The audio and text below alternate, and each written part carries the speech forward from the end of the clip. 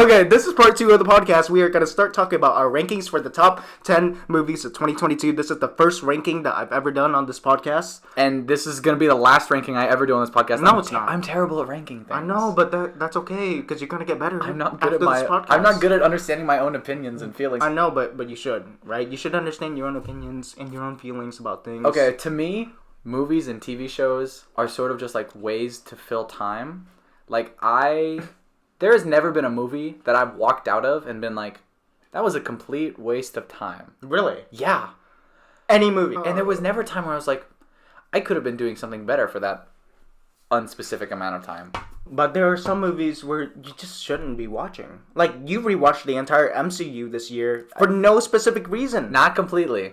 And there was a specific reason. Why? It was so I could ground my argument in more facts. As being someone who has more recently seen all of the properties, yeah, I could argue a bit better. Because there's a lot of discourse among MCU fans recently. Yeah. Especially with the division between, like, Multiverse of Madness and She-Hulk. It's like prequels and sequels with Star Wars. Exactly. All right, here. Let's start with your number 10, AJ. My number 10? So we were originally going to do comic book movies, our top 10 comic book movies, but I thought, now that it's a new year... Oh, wait, we're starting at the bottom? Yep, we are starting at the bottom. Now we're here. Start at the bottom, now we're here. Alright, my number 10 is a movie... It was only in theaters for a limited time this year, because it's one of those... It's an anime movie. Okay. So my number 10 spot is Jujutsu Kaisen 0. Okay. And I liked it because, good animation. I love the animation of Jujutsu Kaisen. I know you're not an anime fan, but if you were to ever watch one, definitely watch that one. So it's based off the manga. That's how usually anime works. I read the manga beforehand, so I knew what to expect coming in. But it's still, I don't want to say it still surprised me, but it still left a good taste in my mouth, even after knowing everything that happens. And watching it after, reading it, it still struck me in the same way that I thought it would, especially the emotional cores of the movie, because it's really about love and how love can also be a curse. But that's for another. I mean, we are not getting into the in-depth of Jujutsu Kaisen. So what is your number 10 in contrast to mine? So first, I'm going to talk about my honorable mentions. What? No, honorable mentions go before one. I know, but no, they don't. No, you go. Well, it depends on the ranker. It depends on the person that does the ranking. So, since it's my podcast, I can do whatever I want. Well, okay? yeah, you should have told me. I would have started with my honorable mentions. But you don't have any. You don't know that. So, movies that I still need to see, because I know that these movies have been talked about in a good manner. People that love movies this year, critics that talked about these films that I still want to see.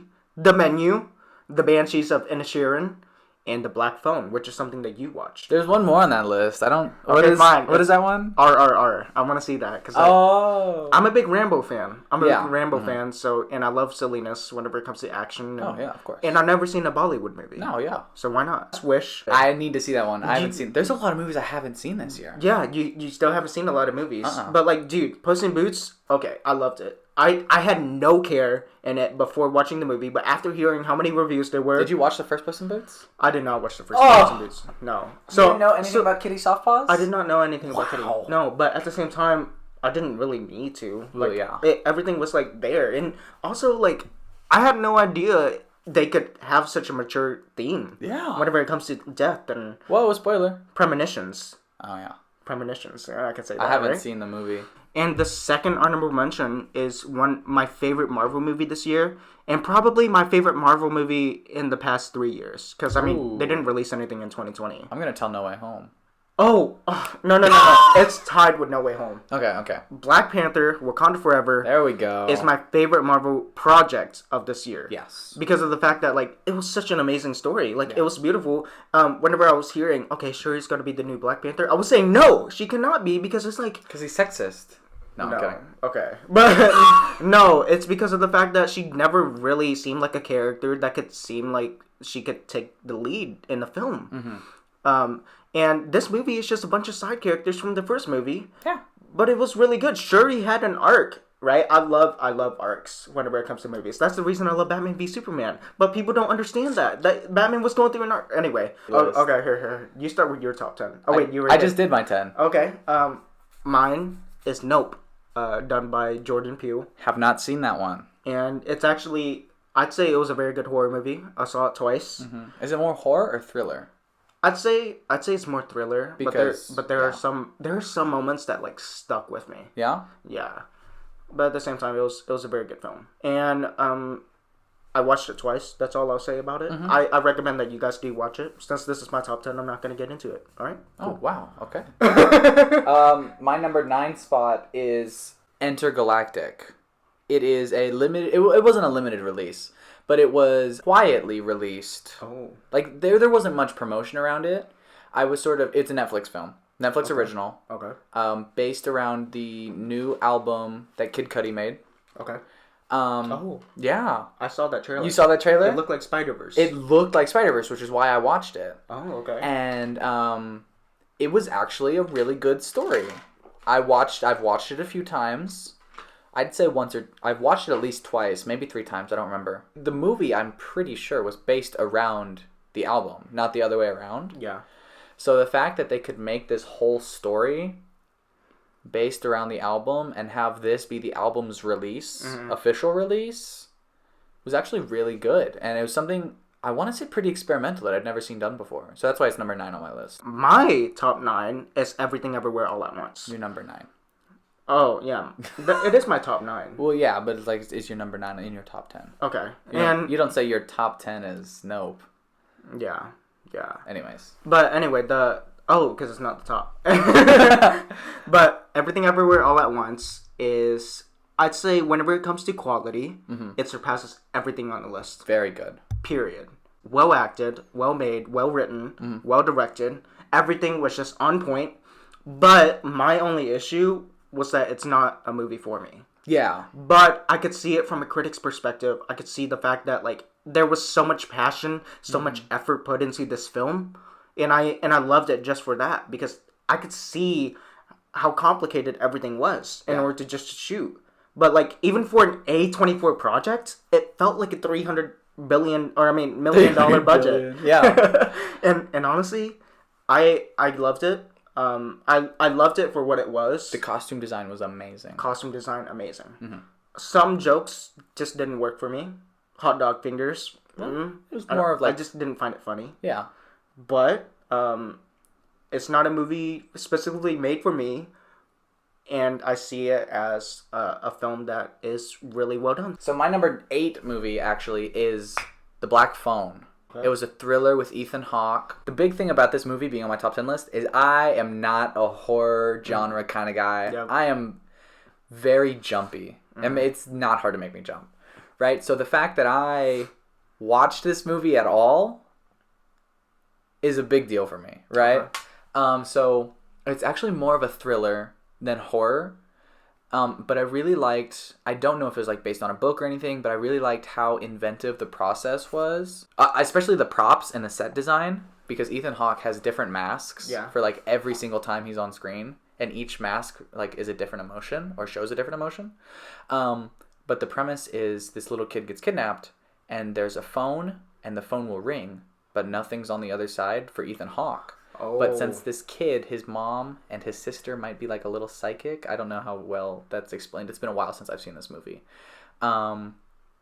He can hear the voices on the other side, but Ethan Hawke can't. Yeah. And the voices try to help him escape. Okay. Well, it's funny. One of the movies on my top 10 list, I absolutely would not have seen at all. Really? Yeah, which I will get into it later. Okay. But the same thing for me. I had no interest, and then I saw it, and it was amazing. Oh, okay. Yeah, so I'll get to that later. I think it's The Fablemans, isn't it? You can't say that. Bleep this. Because going to number 8, The Fablemans. Wow. Written and directed, and based on loosely based on the life of Steven Spielberg. Yeah. It was such, like, it felt like a movie made for me. Lane told me that he wanted me to watch it because I'm a filmmaker. Yeah. Right? Like, I've always been into filmmaking. I've always been into a director's life. And the fact that I got to watch this film about this boy who just enjoys capturing his life, it felt like it was made for me. No, I understand that. Because I was going through the I was thinking of you as I watched that movie. Are you kidding me? Really? Duh. I think of you a lot. I was going through the Polaroid project at the time. But the performance of Michelle Williams is amazing. Like, I Michelle Williams has always been a good actress. I loved her in Shutter Island. Yeah. If I had to give like my own type of list for actresses that deserve an Oscar on this list, there would be Michelle Yeoh, of course. Yes. But Michelle Williams would surpass that. All Michelles should get an Oscar. And yeah, Paul Dano gave an amazing performance. And Dude, seeing Paul Dano as the dad was a little weird because I'd just seen him as the Riddler in the Batman. And he has a face. He has a face that kind of like you could see. He's got a weird. You could see him as a serial killer 1 minute, and then the next one he's just like a sweet guy. Yeah, because he was in Prisoners. He was in Prisoners with Jake Gyllenhaal and Hugh Jackman. Hugh Jackman as a kind of crazy dude. I haven't seen that movie. All right, 7. My number 7. One of the only holiday films on this list. Ooh. It's a holiday film. Okay. It is Spirited with Ryan Reynolds and Will Ferrell. I didn't see that. You didn't see that? Well, it was an Apple TV Plus original, so not a lot of people saw it. I really enjoyed it. Do you think it's a movie I would like? I feel like you'd like it. If you like Ryan Reynolds and Will Ferrell, it's very Ryan Reynolds and Will Ferrell. I like Will Ferrell. It's like Daddy's Home. Okay. But it's not like Daddy's Home, obviously. But like the humor is like Daddy's Home. Okay. And there's a lot of singing. Oh. I loved the music. I loved the fact that it was a musical. Ryan Reynolds and Will Ferrell were singing, dude. They can. Well, I know Will Ferrell can sing. It was an amazing movie. My number 7 is one of your like top favorites. You are completely crapping on my top 3. I'm looking. Look at well, that. It's not that I am. It's just that like I had a different connection than you did. Well, yeah, we all get different things from different movies. But Bullet Train. Bullet Train. I'll let you talk about most of it. Oh no, there's not much I have to say about it. No, you will. Okay. But Brad Pitt. Brad Pitt. I haven't seen that many Brad Pitt movies. Mm-hmm. I mean, of course, I love Fight Club and whatnot, but haven't seen Fight Club. I mean, I like that it was a fun action movie, and I saw the fact that it was more than just a regular action movie, and that's what I appreciate about it. Wasn't it the same studio that did John Wick and Nobody? I don't know actually. I can't remember. I'm not gonna say anything. Because I know that guy also did Birds of Prey and Harley Quinn movie. Really? Yeah. And then I don't think it is. The action's really good in that film. I haven't seen those. But Bullet Train, I enjoyed it for what it was, and it actually surpassed what I thought it was gonna do. Yeah. And it did better than I thought. Yeah. So that's what I'll give for my number 7. Now, what is your number 6? My number 6. This is gonna be a controversial take. You're not allowed to throw any flags on the play. Technically, this movie didn't come out this year, but it also technically did. Mine is the Spider-Man No Way Home extended cut. Huh? The extended cut came out this year in August. Okay. Late August, early October. No, it was September 2nd. How could you forget? August, September. No. No, it was September 2nd. It literally said September 2nd. Are you sure? Yes, because it did. I was in college when I saw this. Yeah, I know. But it said September 2nd. Okay, well, I saw this one while I was in college. There's multiple reasons that I put this movie at my number 6. Because, first of all, it's Spider-Man. Okay. I love Spider-Man. Me too. Everything I love about Spider-Man. But this was the first movie that I had taken all of my college friends to. So not only is there the good... Oh, I remember seeing this in theaters last December. Okay. Nostalgia. But it was also, I get to show all my friends something that I like. Something that they briefly know of, and we got to connect and bond over this movie. So not only is it emotional value and has an emotional core in my heart, but it's also just a pretty solid movie. It's a really like good they film. had to. I understand they had to re-release it to get the money back that they lost from Morbius, which is hilarious. That was the reason, wasn't it? Yeah, because they lost so much money on Morbius, and they re-released Morbius because they thought more people wanted to see it. And I definitely knew there were more scenes there. Like there were more scenes. Oh yeah, you could tell that it was completely new.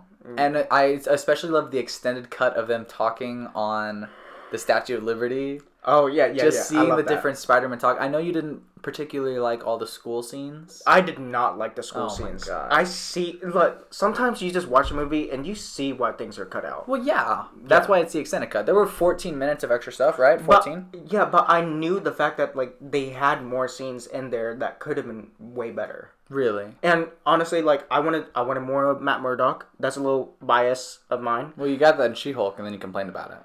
Yeah, but that was not Matt Murdock. Sorry. That's true. Yeah. I mean, there's... The pace was also, like, much better in the original cut, too. Well, obviously, because they cut it. So let's get to, what is it? Let's get to your number 6. My number 6 is a movie that you really wanted me to watch, and you had me watch. I made you watch this movie. So you made me watch. I was afraid you were going to spoil yourself for this movie.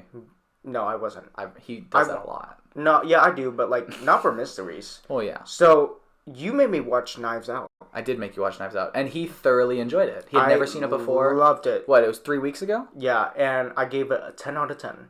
10 out of 10. Yeah, I loved it. Right? He even had a sweater that looked exactly like. I put it on the screen right now. Ransoms. No, I'm not sending you that photo. Glass Onion, a Knives Out mystery. I thought it was like.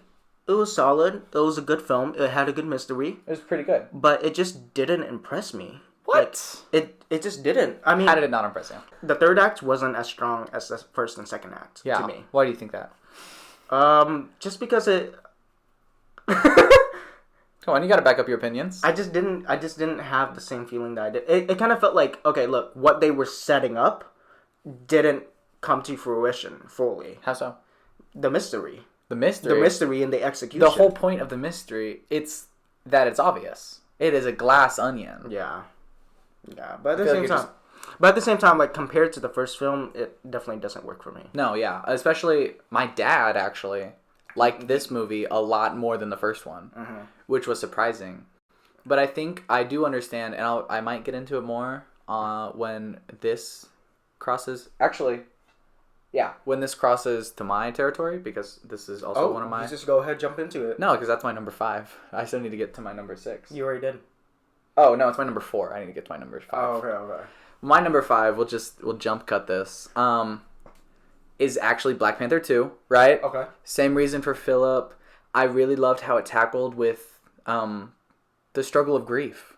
Yeah. And one of my favorite lines from that movie, when M'Baku is talking to Shuri, is like, the world has taken too much from you for you to still be considered a child. Everyone in that movie had lost something. Yeah. And it was very obvious the different forms of how to process your grief and how sometimes it's not always the easiest or the best way to do it. Yeah, true. Especially with like some of the characters' choices. Yeah. And I love the fact that they did not recast Chadwick Boseman. They didn't hold back either. Yeah, they didn't hold back They either. really let you know what it's like to grieve and how sometimes surprising it could be. Yeah. Especially with when... in my top 5... Your number 5. My number 5, sorry, is actually just a movie that I saw yesterday. I haven't seen it yet. Guillermo del Toro's Pinocchio. Pinocchio. Now we saw another Pinocchio movie come out like 3 weeks or like 2 months. That one was really bad. That one sucked. But Father, when can I go on to... No, not that one. Not that what? One. A Disney remake. Oh, the live action Pinocchio with Tom too. Hanks. I didn't even see that one. Yeah, Tom Hanks and... When did that other Pinocchio film... Did we get 3 Pinocchio films this year? I don't know. I think so. But honestly, like, so that one was like terrible, right? And I thought... I haven't seen it. I thought, shouldn't Disney have learned from The Lion King that if you just remake it shot by shot or whatever... I know a lot of people like the live action Aladdin. I liked it too. I haven't seen it. But honestly, like, that changed a few things. Yes, exactly. That's what I was going to segue into. It changed things. But filmmaking, what's the point of making something if it doesn't have a purpose? Like, what is the purpose of making that Pinocchio? Now, Guillermo del Toro's Pinocchio, amazing film. I'm not going to get too much into it. I haven't seen it at all. But I would recommend it. Watch that one instead of whatever the one that Disney came out with in September. I was going to watch the one that Disney came out with in September. That was September 12th. Yeah, it was Disney Plus Day. This one just impressed me. It did sort of have the same type of story to the one you saw in 1941. What's the same thing? It's the same story. But it's different. Yeah. Like, it had its own... You can't make it the same thing, but you can't make it too different. But it became a very amazing story. Yeah. It made me emotional. Oh. Yeah. He's a very emotional person. Sometimes. He cries a lot. He cried at the movie Up. No, I didn't. He cried at Marley and Me. Anyway, what is your My top number 4? 5. My number 4 movie is... It's funny because we already said it like 2 minutes ago. Glass Onion! Oh, okay. I said that it was my number 4. Oh, yeah, go ahead. Yeah, no, I mean, the thing that Glass Onion did for me is a lot of the storytelling in plain sight. Would you agree that this film, compared to the first one, was way more predictable? That's the point. It's a glass onion. You see the center. Okay. They try to make you drive away. Like, no one would be this stupid. Okay. Yeah. Right? Yeah. But that's the whole point of the character. You can tell from the first scene when, what's his name? He was in Hamilton. Leslie Odom Jr. Leslie Odom Jr., when he's getting all those faxes from Miles, it's like all of his ideas are stupid. Yeah. Especially to put Clear on a manned flight, that's a dumb thing. But every now and then, stupidity, if you make enough stupid things, a broken clock is right twice a day. Mm-hmm. Which is how they paid for the building that Leslie Odom Jr. is in at the beginning of the movie, blah, blah, blah, blah. He's just a dumb guy. Yeah. Who spends his time being dumb. And when he does dumb things, you're like, oh, well, he wouldn't do that. Yeah. He's really smart. He's got a lot of money. Yeah. Now to your number 4. My number 4. Oh my gosh, your number 4. My number 4 is actually, I mean, it has a little bit of bias to it, but I mean, this is a biased list. No, I mean, that's what all lists are, and I will get to why I disagree, and why this movie isn't even on my list, even though I've seen it. Now, the Matt Reeves directed film starring Robert Pattinson and Zoe Kravitz and Paul Dano. Love them. The Batman. Now, everyone knows I'm a big Batman fan. Huge Batman even fan. Stuff up there's Batman stuff, right? I have been waiting for this movie for so long. There have been so many different Batman interpretations. There have been. But somehow, this one was just... It felt like it was made for me. Like, I love the fact that it was almost just as realistic as the Christian Bale ones. Not that. But it also had, like, certain things where you can't do in real life. Yeah. And that's why I love this movie, because of the fact that, like, they had their own iteration of Batman... interpretation of Batman, and they made it true to how his character is in the comics. Now, Bruce Wayne, on the other hand, is a very different Bruce Wayne than what you've seen before. Yes. And it is a very different Bruce Wayne than you've seen in the comics, but this is the one that's growing into the one that you will see. Same with Batman. That's how it should be. This Batman's all about vengeance, you know, exactly. Like he wants to avenge his parents' murder. At the same time, Batman and Bruce goes through an arc in this film. I love how not only is Batman vengeance, okay, the Paul Dano, the Riddler, is also vengeance. He's trying to get revenge on the dad. What's the dad's name? Thomas Wayne. He's trying to get vengeance on Thomas Wayne and what he's done to the city. And I want you to keep going before I critique. Well, my main problem with the film is that I didn't understand Riddler's last motivation. If you haven't seen it by now, too bad for you. And if you don't care, that's alright. Spoilers. He flooded the city. Yeah. Right? Like, throughout the entire movie, he was giving out these hints, these mysteries, and, like, he was going so... his plan was going so well. Mm-hmm. He tricked Batman. He tricked the cops. Mm-hmm. And it felt like a true detective story. Mm-hmm. And then by the end, it's like... oh, now I'm gonna flood the city, but it doesn't really it didn't really affect that much.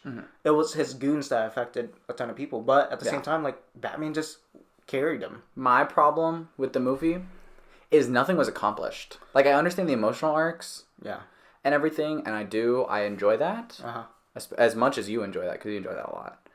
But Batman didn't do anything. Batman lost. He barely arrested the criminal. Yeah.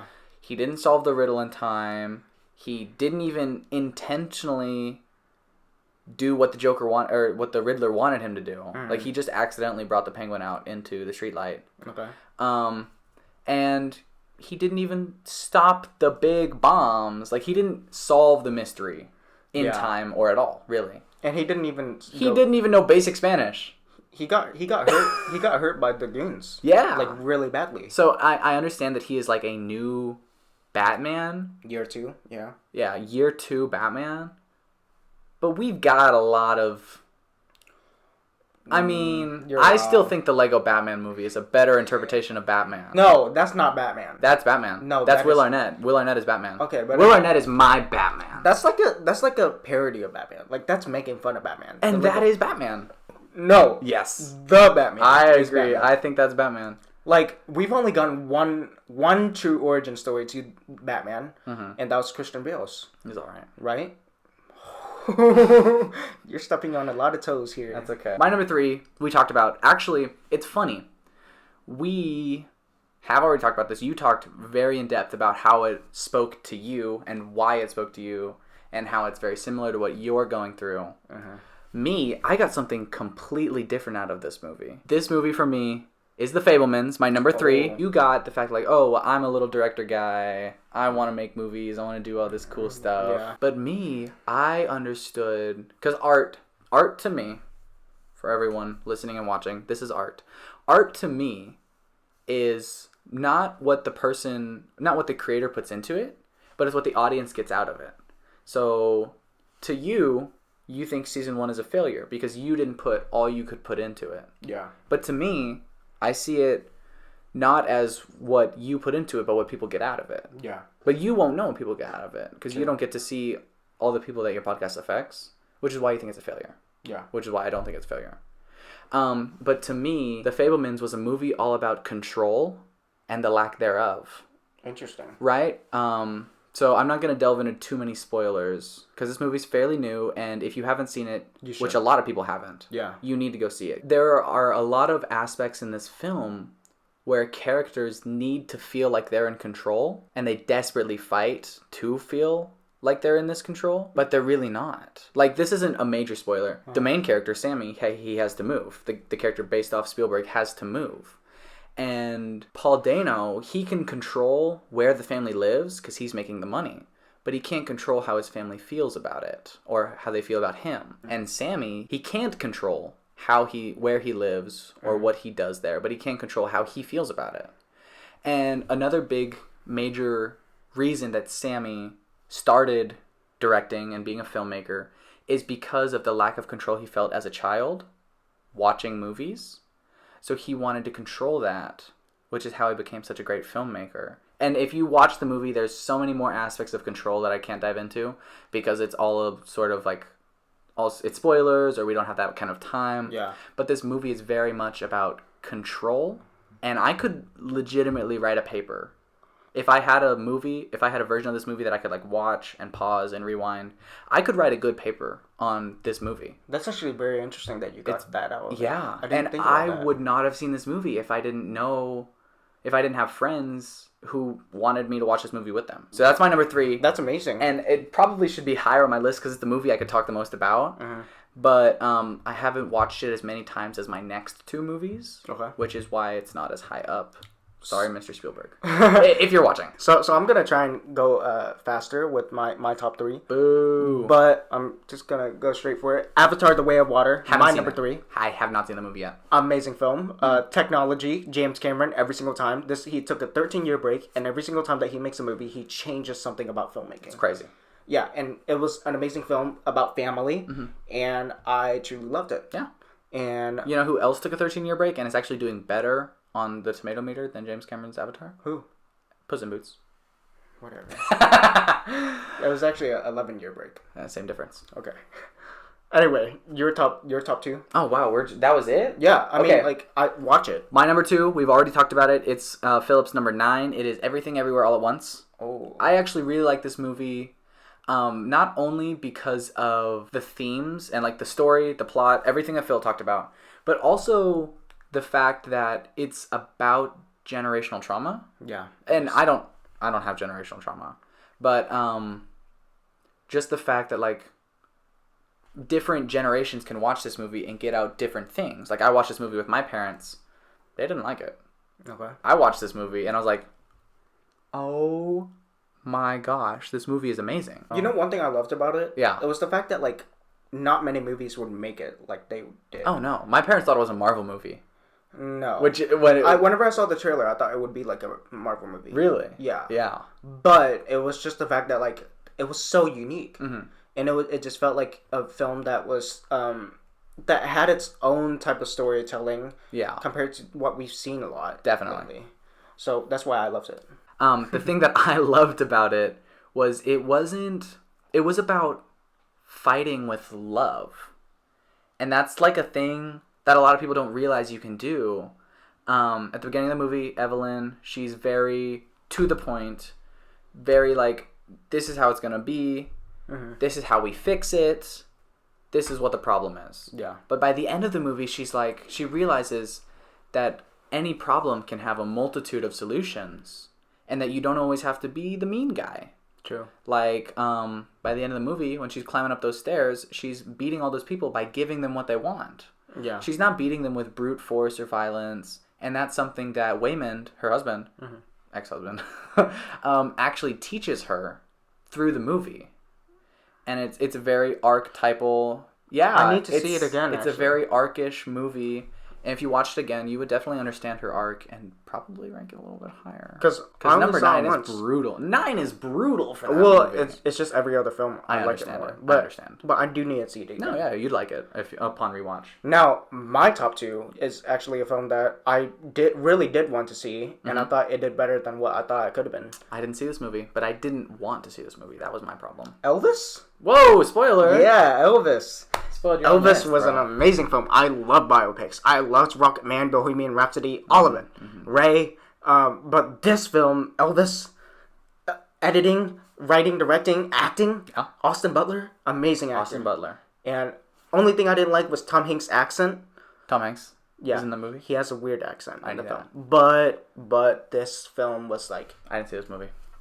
I felt it. Like, I felt it while I was watching it. No, I understand. loved it. I also think that, like, people that don't love biopics wouldn't like this one. Exactly. I don't love biopics. I want to see the Weird Al biopic.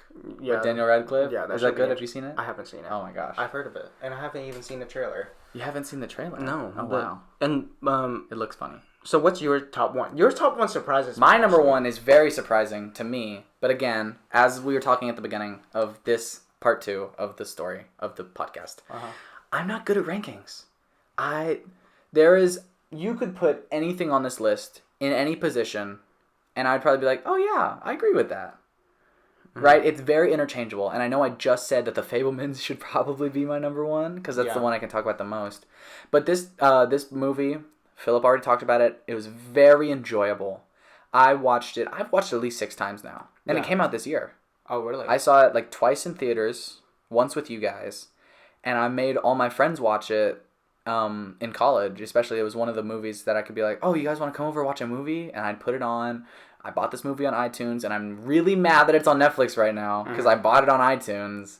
My number 1, Bullet Train! I don't know why I built that up. I don't get it. You don't get... No, it's just like... I really liked the action. The action was good. The story was good. I want to say... I know it's not an original story. Yeah. I really want to read the book it was based off of, too. It was based off a book? It's based off a book. Okay. Yeah. The characters were very well fleshed out. Very funny.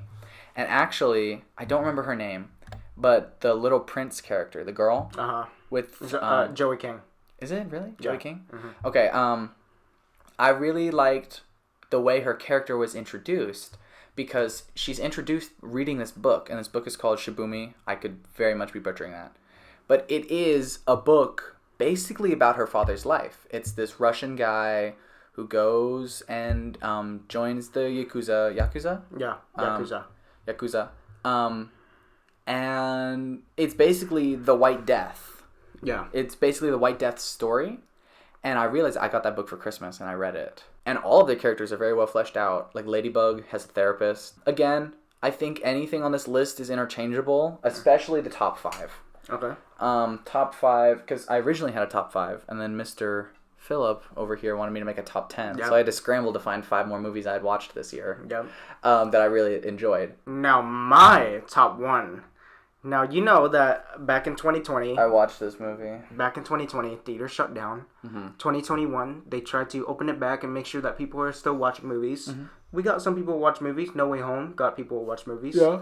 But no one, and I'm talking about people just in a whole, no one came to the movie theaters like this movie. Are you sure? Yeah, no. I feel like there were... Well, I mean after COVID.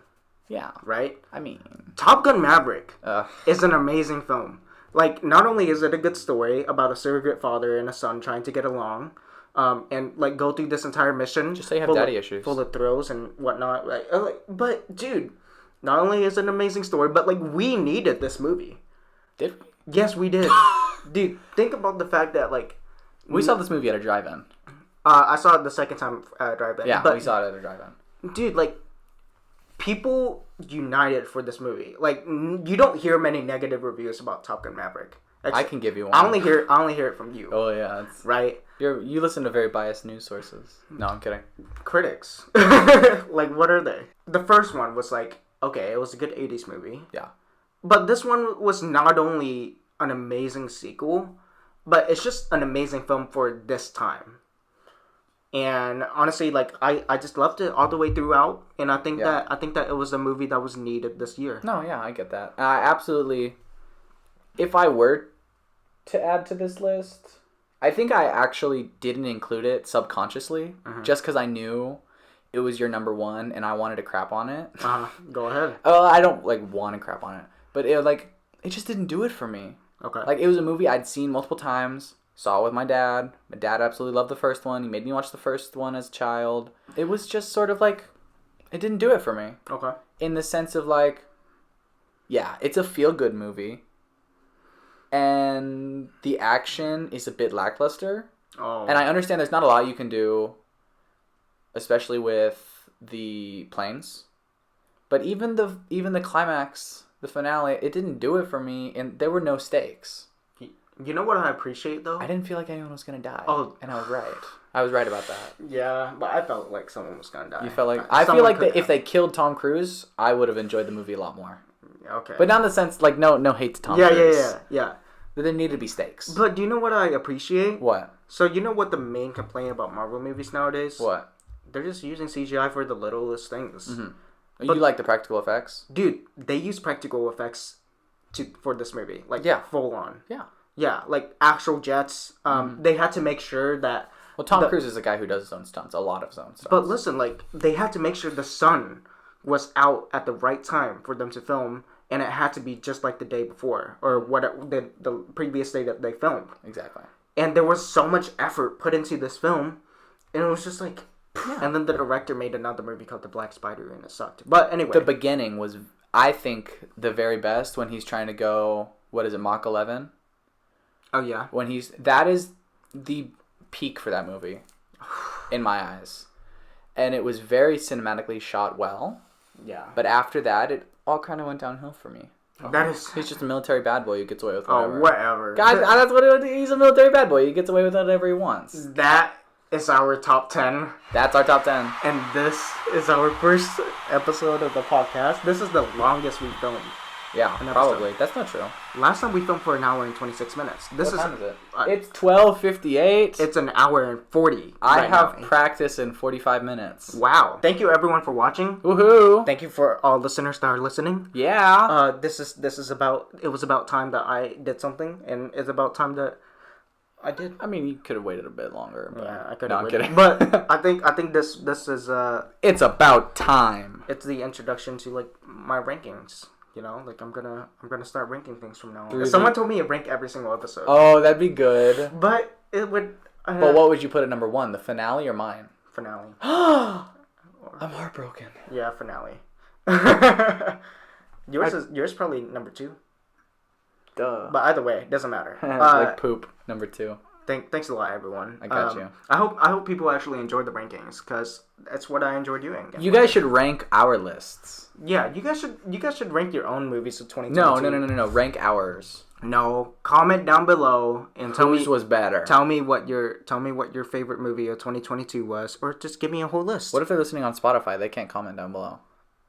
I hope that something's improved since the last season. And I hope that I'm never on this podcast again. Okay. See you. Thank you. Bye. I'm kidding. I would like to be on this podcast again. No, it doesn't matter. No.